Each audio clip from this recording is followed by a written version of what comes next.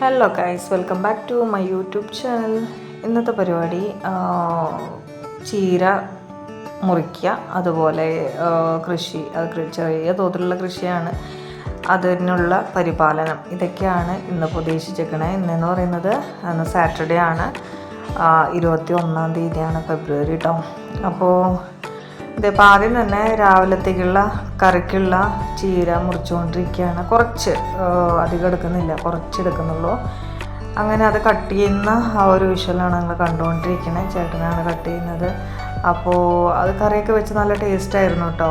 ഒരു നേരമല്ല, ഒരു ദിവസത്തിനുള്ള കറി നമുക്കതിൽ നിന്ന് കിട്ടി. അത് കഴിഞ്ഞത് ഇപ്പം തൊട്ടപ്പുറത്തെ പാടത്ത് പോയിട്ട് ചാണകമൊക്കെ എടുത്തിട്ട് വന്ന് ചാണകം കലക്കുന്നതാണ് ഈ കാണുന്നത്.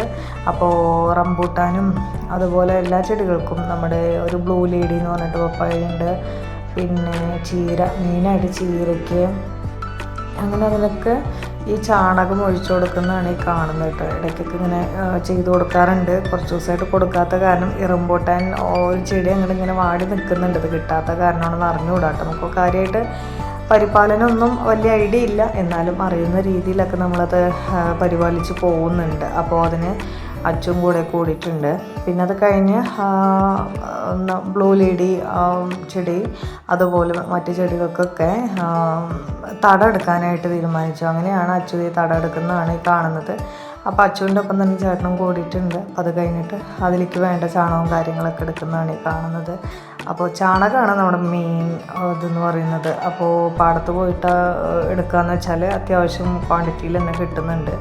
അപ്പോൾ അതേ ചാണകം പോരാതെ വന്നപ്പോൾ അച്ചുവാണ് വീണ്ടും കലക്കുന്നത് കേട്ടോ. അപ്പോൾ നമ്മുടെ ആളില്ലാണ്ട് നമുക്കൊരു വീഡിയോ ഇല്ല. നമ്മുടെ ചാർലിയാണ് ഈ കാണുന്നത്. പിന്നെ അച്ചു ചെയ്തു പോരാണ്ട് തന്നെ അത് ചേട്ടൻ ഒന്നുകൂടെ വൃത്തിയാക്കുന്നുണ്ട്. അപ്പോൾ അത് കഴിഞ്ഞ് ഏകദേശം കൃഷിയുടെ പരിപാലനം കഴിഞ്ഞ് അകത്തേക്ക് കയറുന്നതാണ് ഈ കാണുന്നത്. പിന്നെ ഇങ്ങനെ ഇരുന്നപ്പോൾ അച്ചു വിചാരിച്ചു ആ ഫിഷ് ടാങ്കിൽ ഒന്ന് ക്ലീൻ ചെയ്താലോ എന്ന് വിചാരിച്ചിട്ട്. അപ്പോൾ അതിൽ വെള്ളം കുറച്ചുണ്ട്, ഒരു 3/4 ഭാഗമൊക്കെ ആ ടാങ്കിൽ വെള്ളമുണ്ട്. അപ്പോൾ അതങ്ങോട്ട് അടിച്ച് കളയാണ് ഓസ്. അപ്പോൾ ഇത് ക്ലീൻ ചെയ്ത് കഴിഞ്ഞാൽ അടുത്ത പരിപാടി എന്ന് പറയുന്നത് അതിലേക്ക് വെള്ളം ഓസ് വഴി അടിച്ച് കയറ്റലാണ്. അപ്പോൾ അത് ഏകദേശം കംപ്ലീറ്റ് ആയിക്കൊണ്ടിരിക്കുകയാണ്.